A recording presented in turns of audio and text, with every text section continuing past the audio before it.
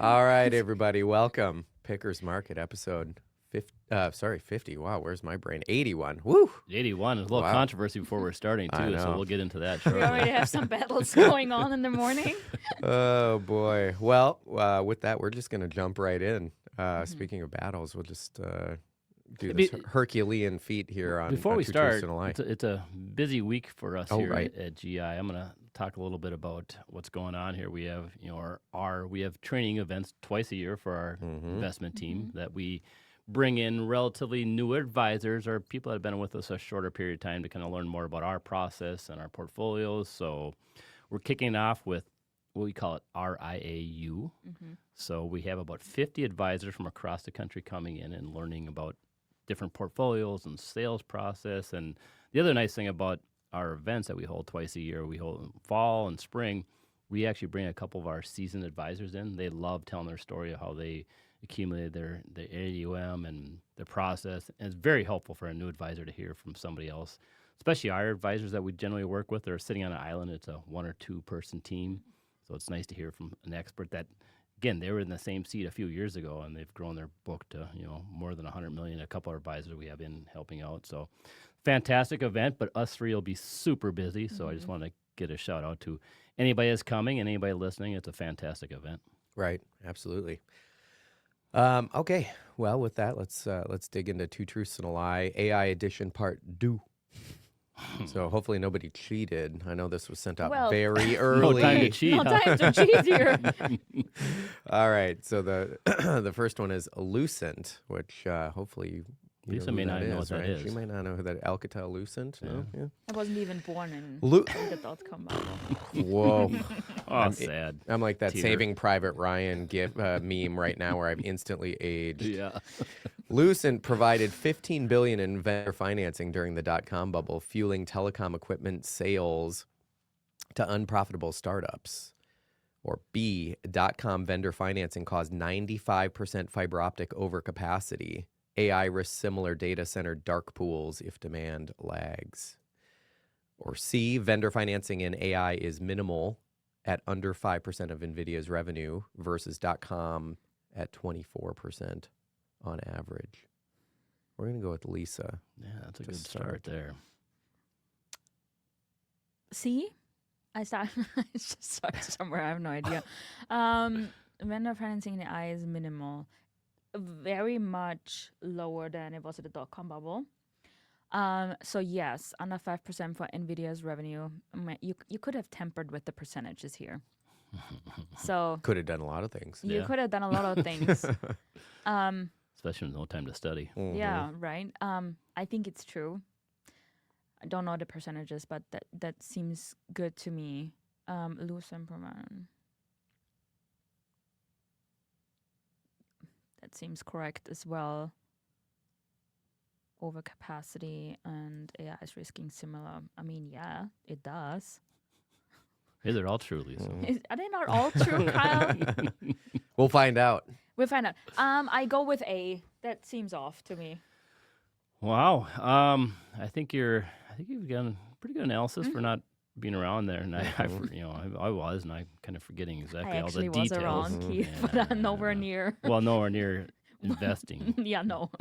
So Far away from She was that. on her big wheel. yeah, thinking about Lucent or Lucent. Vendor financing. That seems. Yeah, I don't think it's less something's with the numbers. I think that's true. Lucent certainly was. Lucent was certainly the bigger one in Alcatel-Lucent, JDSU. Remember all those names? Oh, yeah. Wow, crazy. When I was at Oppenheimer Funds, there was a Alcatel-Lucent building Yeah. in the southern part of Denver, and I'd drive by it every day, and I would always remember back from the bubble, days. and I'm like, oh man, I can't believe that building's still there. Yeah, no, that and remember the guy that the head of JDSU wore the beret? It's the French It was guy. weird. It was just kind of weird for Wall Street guys to see you running around with a beret. Anyway, I'm going with that is true, and then I'm going with the dot vendor financing caused 95% of the capacity. I think it's probably true. I think that's just maybe too high a number. So I'm going B is false. I got you both. Oh, Dang it. It's C. so do you It temper with is the C. numbers? Yeah, it's Zero. no, it's more than 5% Is it? of Nvidia's Oh. revenue. Yeah. They did That they did kinda $100 surprises me. billion investment. Oh, I suppose with the last. Yep. Yeah. With the. Yep. Yeah. But is it like for the dot versus the dot That- com, that's 24%? correct, That's- 24%. Okay, the 5%, right? Yep. And I thought you probably tempered with that. Anyways, yeah. Tampered. That sounds like have worse than gone- it really is. You've Yeah. tampered with this Oh, item, yeah. Well, Lisa's off to a Yeah. hot start After a after good this. start here. All right. So so I figure since we're near the end of earnings season, we'll just kind of give a little recap. We didn't talk a lot about it through the kind of the quarter, little snippets here and there, but figure I'd give a little update because I think it bleeds into overall else, sure. economy and everything else. So EPS beats. So 82% of the S&P 500 companies beat EPS estimates. 91% of companies have reported. That's up from 81%. So it's just a touch of an increase. 82 sounds like a lot, but kind of perspective is like 3/4 kind of normal or something Yes. like that. Yeah. It's So, I about mean, like 73% is kind of like a normal. But still, so quote, unquote. that is a very good number. It's a very good number. Yeah, it's a very, very good number. And it increased just a little bit even more this round. Sales beats, 77% exceeded sales estimates this quarter so far, improving from 75%. So, top line looking pretty good. And then the revenue growth year on year, plus 8.3%, up from 6.3% last quarter, with every sector growing, including healthcare and IT. Those were the leaders. So Healthcare, that surprises me. healthcare was a big surprise. So there's been a lot of news out with policy uncertainty, with valuations. And healthcare is doing like bad as a Terrible. sector. You just sent something Yeah, out yesterday, like 50-year lows. Yes, Of underperformance Right. compared to all other sectors, Right. which is it's crazy. Yeah, Yeah, so yeah. we'll probably touch more on that. But yeah, 50-year lows Yeah. for performance relative to the other sectors in the index. Pretty surprising. So with that being said, we still have a couple names, Nvidia next week, and then we've got retailers. So that's retailers are always fun at the end to give you the final kick. right. Yeah. So That's earnings season. the view on the read through for consumer, and we've had kind of this island, this desert of lack of macro data. So that's a pretty good read through when you look at some of the earnings commentary on the calls. So with that being said, now that earnings is largely through, what names, sectors stood out? Any surprises, Lisa? I think, first of all, financials were great, right? I mean, that's traditionally the first ones who report. Mm-hmm. And especially as you said, okay, we have lack of data and all of that. And consumer, like K-shaped economy and higher versus lower income consumer. We talk about that for 1.5 years now, I think. But it's still the case, right? Mm-hmm. So, and these are usually the first ones who give you a little bit an indication of how consumers are doing, how delinquency rates are faring, credit cards, and all of that, which is largely positive, right? They saw an uptick in M&A activity, trading activity, so big banks are doing great, which I think was not so much a surprise, but by the extent of the performance. And also tech was interesting. Obviously, I think it's now 2 weeks ago, right, that we had the biggest tech reporting week with most of the Magnificent Seven reporting. Obviously, they drive the bus in the index and performance-wise, so that is closely watched. I think they still, pretty much all of them keep on delivering. They had some interesting reactions from investors, though, but I think overall very healthy, which is important, right, for the weight in the market, that they can keep on doing what they're doing.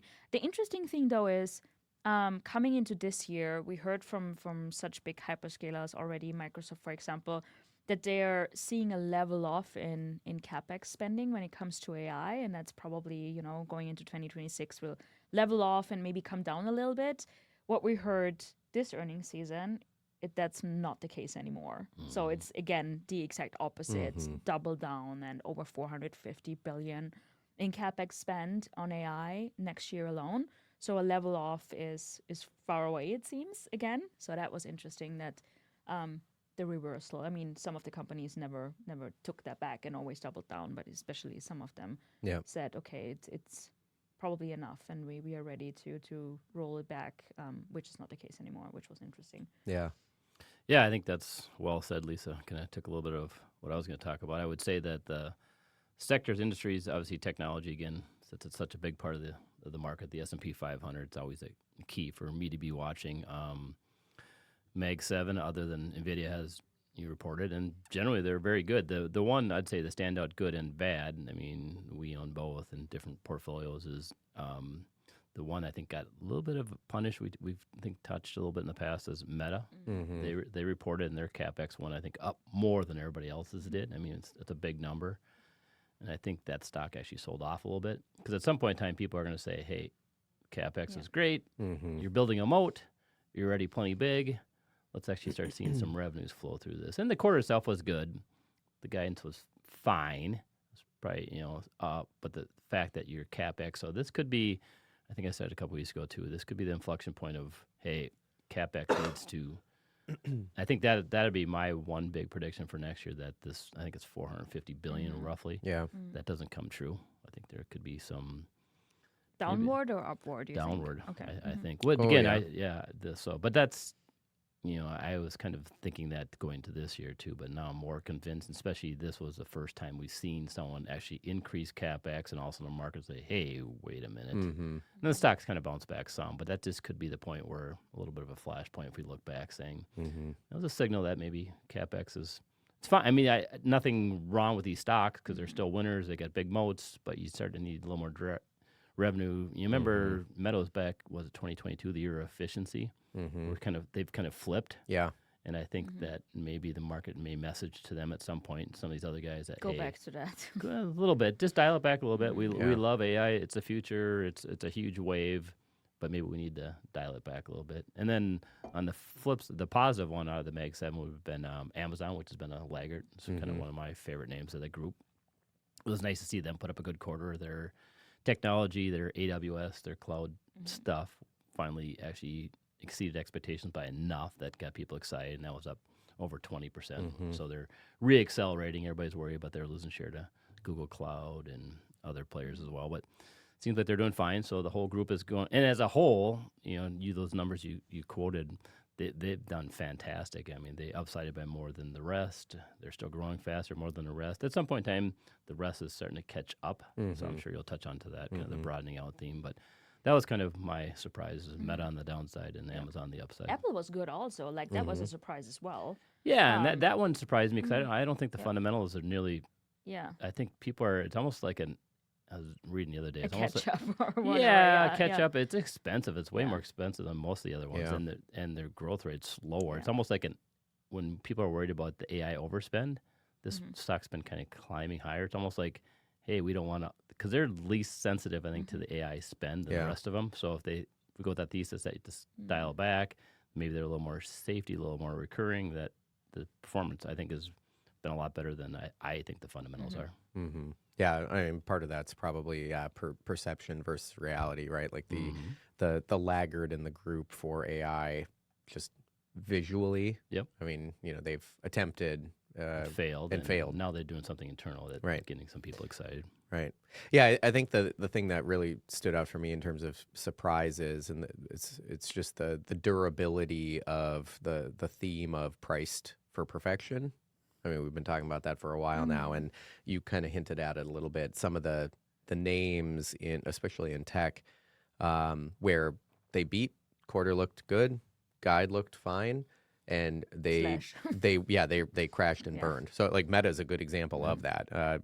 Pre-market they were down like 7-8% or whatever, and they got a little bit of a recovery throughout the day, their earnings day, but it is almost like a not good enough. It's everything is a show me story now, and it better be really good.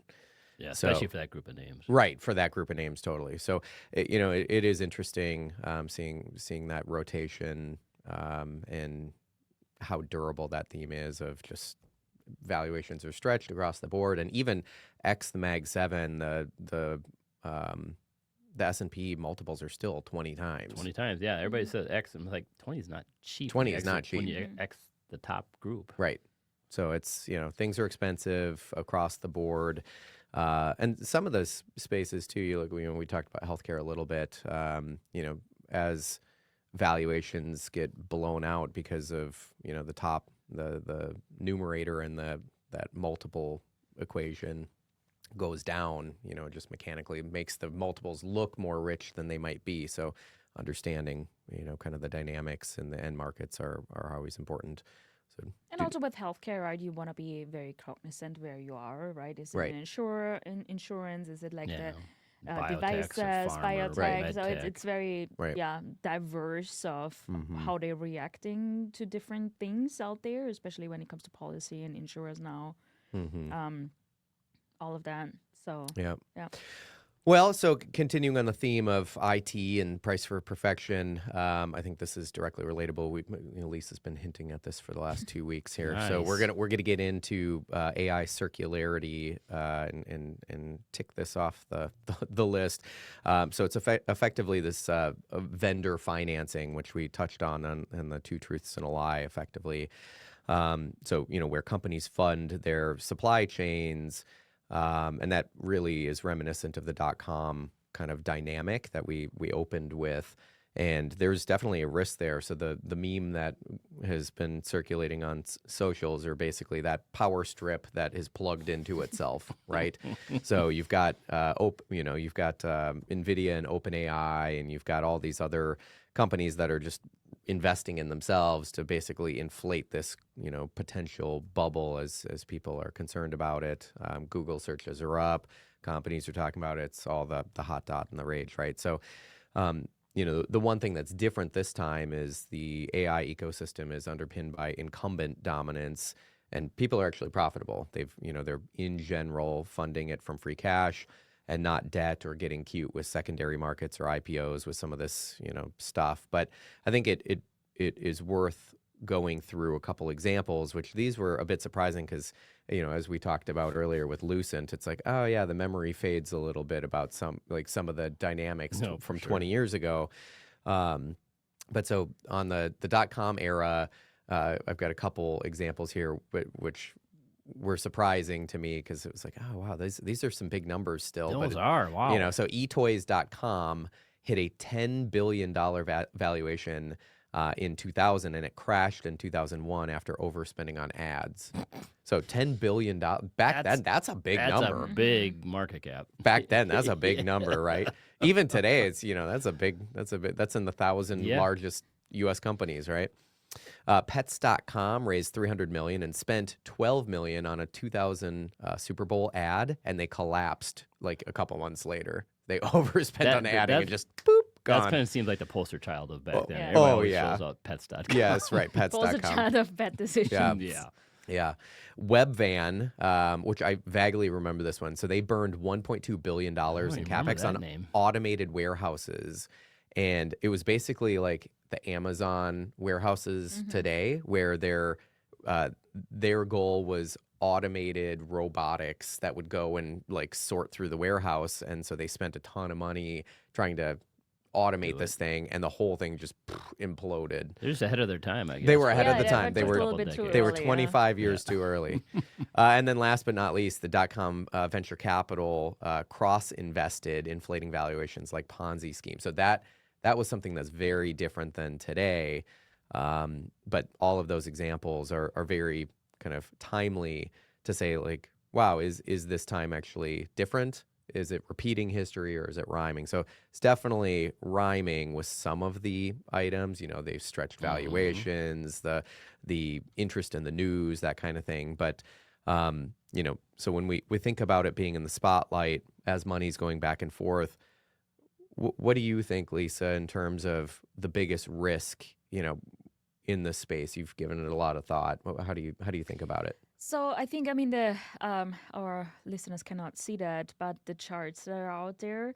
I think Kyle explained it pretty well with the extension cord. And it's like they're going like arrows back and forth and all around the big names, right? And no one actually, I think no one really has a clear overview of who is doing partnerships with who, and where's the money flowing from, and where is it actually coming from, and who is booking what revenue. I buy from you, you buy from me. Yeah, right, like something like that. So overall, very confusing.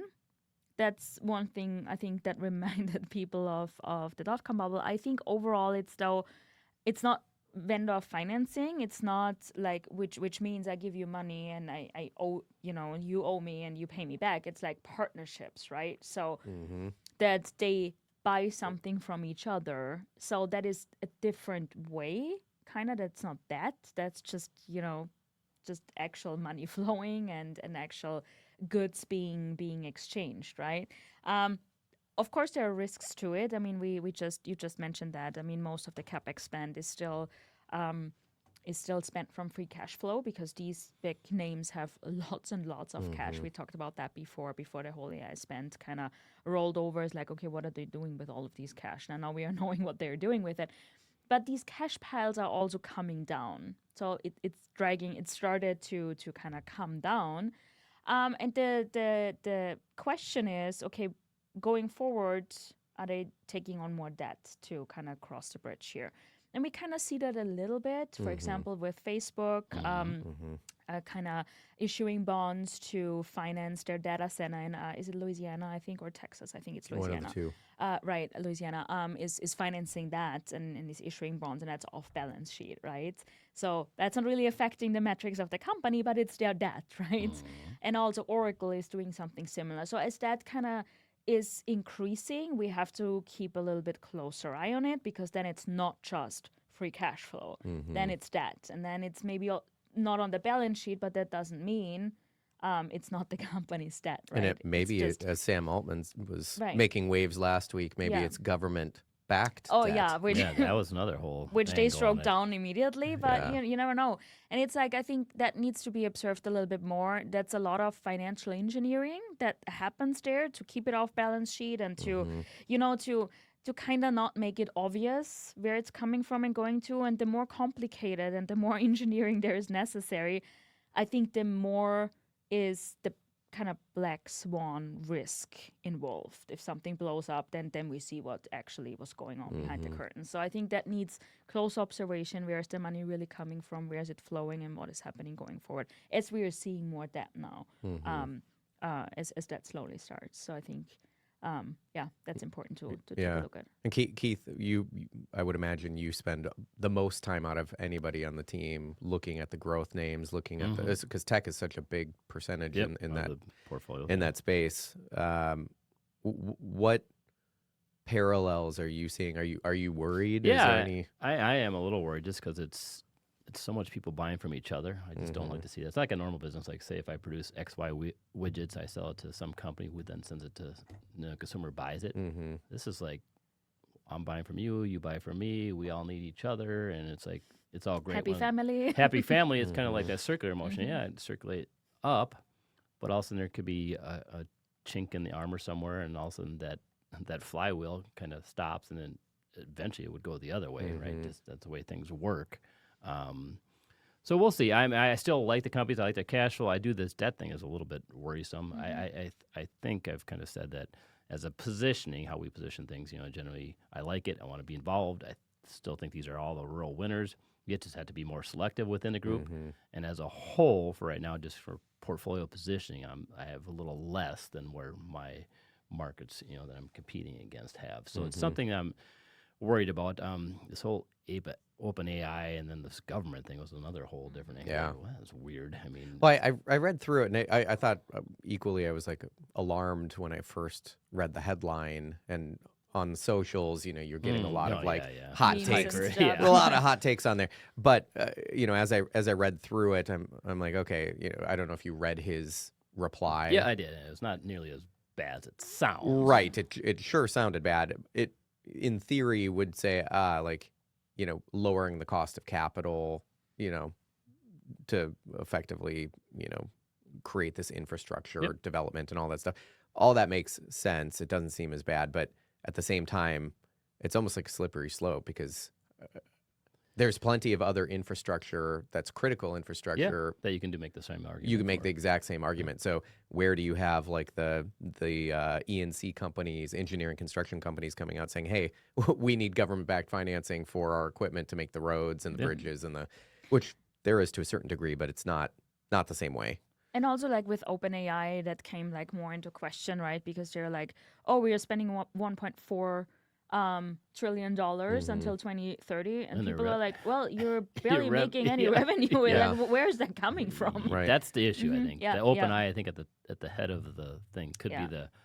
If I had to pick one weak point, that could be. And with all the potential. circularity, like it's like dominoes, right? With all the back and forth, and if they're all each other's largest client, if one breaks down, that kind of has very much issues for the rest of them. One of the smaller players in there, you saw a little sign of that the other day when CoreWeave, when they reported, they kind of basically said we can't get some parts and things like that, so that's a little slower. So their revenue guidance for next year was kind of just flattish, where everybody else has been massively beating, massively raised. So that's a sign. I mean that things are getting a little overheated. And again, I'm more worried about that kind of player than your Amazons and your Metas. Yes, they can dial it back. Their CapEx, I think, that would help them. Yes, their growth may slow a little bit from where these AI kind of hyper growth is driven, but they're still real business models. These aren't like the pets.com. That's I mean, as much as I'm kind of being more cautious on it, I think AI we're in the early innings of it. And the companies are doing the right. I'd like to just see more revenue generated from the AI spend, which we haven't seen yet. The direct revenue link, right? Because I think, Kyle, you may have sent some stats on how many people use ChatGPT or all these like different... efficiency increases, Yeah, ad it's spending. 1 in 6. Yeah. 1 in 6 people. That's just astounding that that are using. But I think most of it don't pay for it. They No, just have that's the what I free mean. So you version, need the enterprise version where people are paying, making money off it, where these guys will make money off it.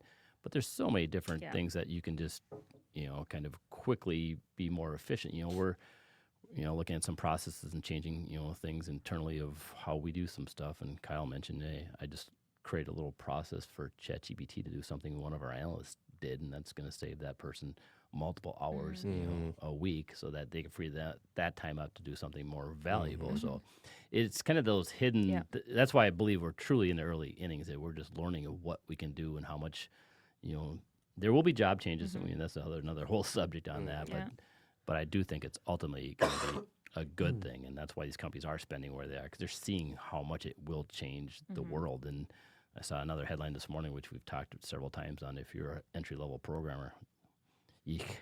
Yeah. Yikes. Tough times. Tough times, Well, so, just kind of concluding, we could go on and on and on for this. I guess one final question on the AI circularity before we wrap it up and move on to a little something more fun. Yeah, there we go. So out of some of the kind of that intricate web that's been woven, we've got OpenAI, Microsoft, Nvidia, CoreWeave, AMD, Oracle. You've got Google. You've got Amazon. You've got all these kind of key players. If you had to pick one that is the weak point in the armor, that the cog that breaks, who would it be? For me, I think OpenAI is kind of tied to everything, and it's not a public company.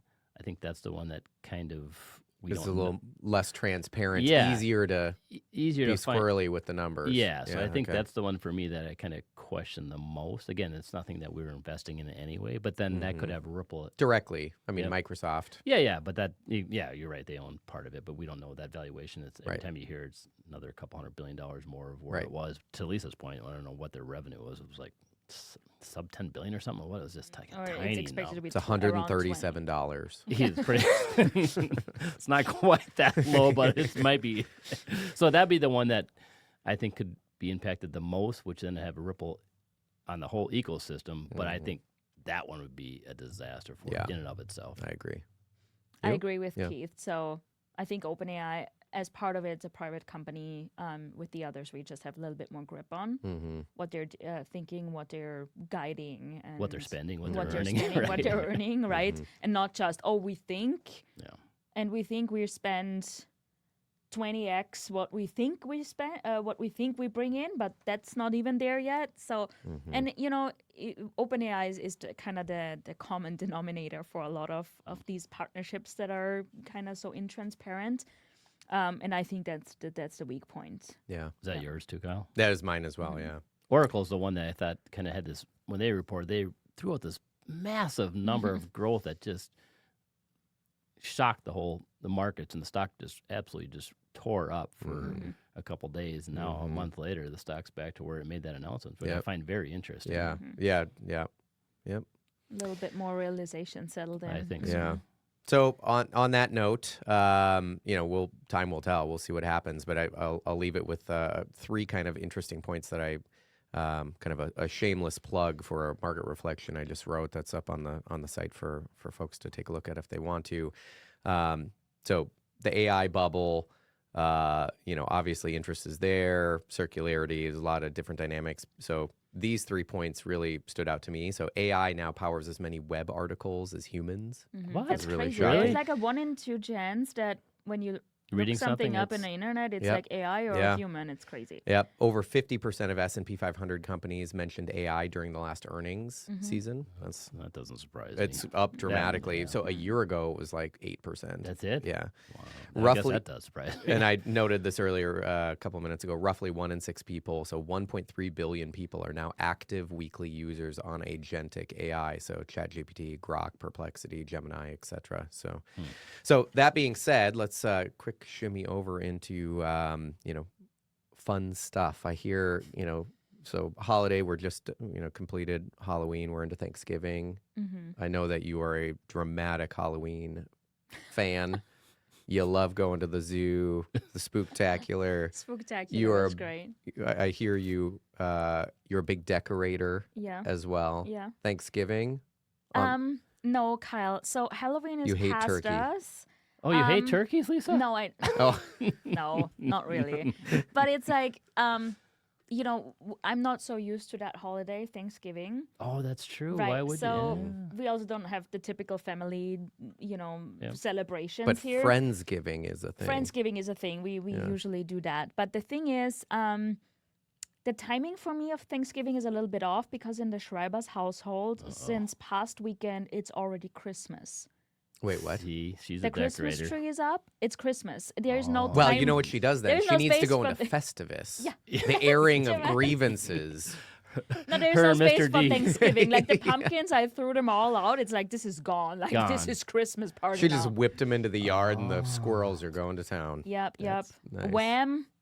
And last Christmas, that already defroze in my Nice. So home. are you fully decorated for Christmas already, or Oh, just I'm fully partial? set Like up. the tree is up No, and the tree is up. and It's the the ornaments, everything gifts are under and wrapped and is up. everything. That's not gonna happen. But There's no I'm not a whole lot of gifts Mr. D's getting. I'm a huge decorator. But when it comes to gift, I'm not very. Oh, you're not a gift giver? I'm not very. I do not have a lot of good ideas. And actually, I proposed to Dominic. It's like, we are- Brutal we are- honesty. We are 8 years together. We are Yeah. 4 years married. more do you Can we want? not stop gifting each other Yeah. random stuff at this point? And he's like, no. And I'm like, No. oh my god, no. He threw the down it. He I threw love me the down fact a that bit. you, And he has yeah. some good gifting ideas. I am just completely. I'm the one that ventures out on the 24th in the evening, Nice. trying to find some things. That's me. But I am 1.5 months early when it comes to decoration. Wow, So I love it. Maybe That's if you really put weird. that much effort into thinking about yeah, a gift, gifts. you know. I love the insight Yeah. on Lisa's decorating. That went a little bit Yeah. off the rails. No, I'm that's sorry, what I guys. knew. I told Kyle, like, you should ask Lisa about her decorating prowess. Mm-hmm. Yep. I forgot. I didn't realize you totally skipped over Thanksgiving. Yeah. I No, took- Now it's we just know. it's just a weird timing. It's just too late. I cannot Yeah. wait for Christmas so long. Keith, what about you? Are you Christmas tree up? No, but we do have our tradition. The Gangl tradition is the day after Thanksgiving, Mm-hmm. we actually go down and chop a tree down. Very Bring the nice. family out, Nice. yeah. That is a cool family Yeah, situation. but in and the last few years, my wife's getting a little tired of it, so she usually stays Mm-hmm. at home and kind of pulls the decorations out in preparation of the tree coming home. So Are you then decorating the tree as a family Oh together? yeah, we do that, and then we do get the fire roaring Mm-hmm. usually, and they got the college footballs on in the background, which I'm a huge college football guy, and we have a Christmas music going, and Mm-hmm. The yeah, whole it's works. good times. The kids are usually home, so it's a Friday, the tree usually, that's the official day that goes up. And then usually my wife, the day after Christmas or even the night of Christmas, that thing's going down. She's had it by Oh, really? Yeah, so unlike The Lisa, night of Christmas? sometimes, yeah, it's like crazy because we Get always it out. Yeah. we host Christmas Eve or Christmas Day we host, but then Christmas Eve we usually go to one of the relatives, Yeah, sides of the relatives. She's burnt out at that She's point. burnt out. She's Yeah. just Well, like, I I don't better blame not her. tell you how Yeah. long the You're- Schreiber's tree will. January, end of January. March. Well, it saw March last What? this No. year. Yeah, You are a I think Christmas holic. it's so March. See, my kids, like, because you've got this always on entertainment with Netflix and Amazon and all these things, right? Unlike when we were kids, when like it was on TV and that was it, Yeah. or the VHS or whatever, right? Now it'll be August and they'll just fire up a Christmas Oh, thing, and I'm like, what is wrong with that's you? insanity. You can't do that. That's Oh, that's bad. heresy. And my wife is like, it's fine. I'm like, you're ruining it. It's No. heresy, right? I agree. August is like Yeah, it's too early. yeah, so that that's, whew. I try and temper that. They're like, but I love this show. I'm like, you're ruining this the magic.